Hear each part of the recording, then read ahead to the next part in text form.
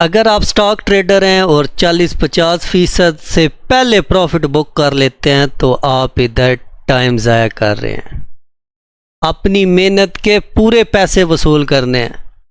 اگر آپ پہلے نکل جاتے ہیں تو بظاہر تو آپ 2%، 5% کما رہے ہوتے ہیں، لیکن حقیقت میں آپ یہ جو پیسہ کما رہے ہوتے ہیں یہ حکومت کے لیے کما رہے ہوتے ہیں، ایکسچینج کی جیبیں بھر رہے ہوتے ہیں، بروکر کی جیبیں بھر رہے ہوتے ہیں، آپ کما کے ان کو دے رہے ہوتے ہیں، آپ خود نہیں کما رہے ہوتے۔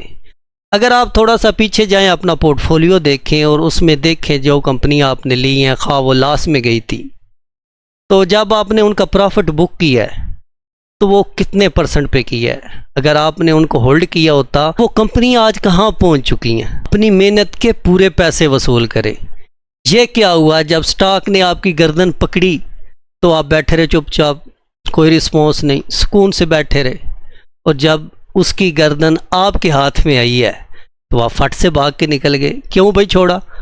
وہ جتنا اس نے پکڑ کے رکھا ہے، آپ کو رگڑا ہے، گھسیٹا ہے، یار اتنا تو حق بنتا ہے نا آپ کا بھی، اتنا آپ کا بھی حق بنتا ہے آپ اس کو رگڑو۔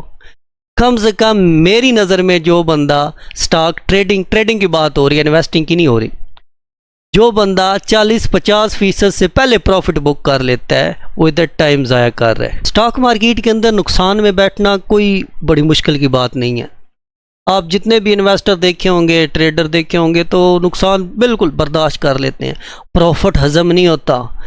جب بھی وہ پروفٹ میں آتے ہیں، خواہ وہ 6 ماہ نقصان میں بیٹھے رہیں، تو بھاگ کے نکل جاتے ہیں۔ ان کو پتہ نہیں کیا ہوتا ہے بھئی، اب پتہ نہیں کیا ہونے والا ہے۔ اس لیے میں کہتا ہوں اپنی جو محنت ہے نا اس کے پورے پیسے وصول کرنے ہیں۔ 40 یا 50% سے پہلے ہم نے نہیں نکلنا۔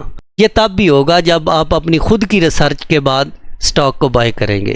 آپ کا اپنا نالج ہوگا، آپ نے ریسرچ کی ہوگی، فنڈامنٹل دیکھے ہوں گے، ٹیکنیکل دیکھے ہوں گے، اس کے بعد جو آپ نے فیصلہ کیا ہوگا تو اس پہ آپ کو اعتماد ہوگا۔ ادھار کے نالج پہ آپ نہیں ٹک سکتے۔ جب بھی آپ کے ریٹس آئیں گے، خواہ وہ 6 ماہ بعد آئیں، 3 ماہ بعد آئیں، آپ بھاگ کے نکل جاؤ گے۔ اگر آپ سٹاک مارکیٹ کو ایزی طریقے سے سیکھنا چاہتے ہیں تو آپ ہم سے رابطہ کر سکتے ہیں۔ اپنا خیال رکھیے، اللہ حافظ۔